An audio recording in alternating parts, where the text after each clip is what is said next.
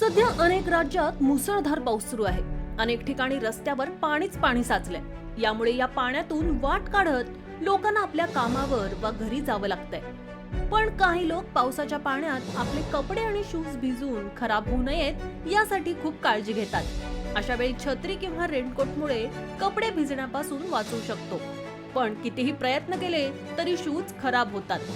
पण एका तरुणानं पावसाच्या पाण्यात शूज खराब होऊ नयेत म्हणून असं काही केलं आहे की पाहून तुम्हालाही खूप हसू येईल।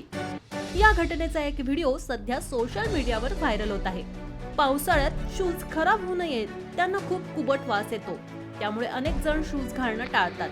पण काही जण असे असतात की त्यांना पावसाळा असला तरी बाहेर जाताना शूज घालायला आवडतात।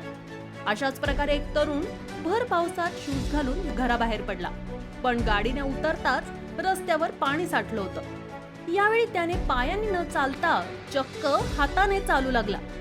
तुम्हाला खरं वाटत नसेल तर हा व्हिडिओ नक्की पहा।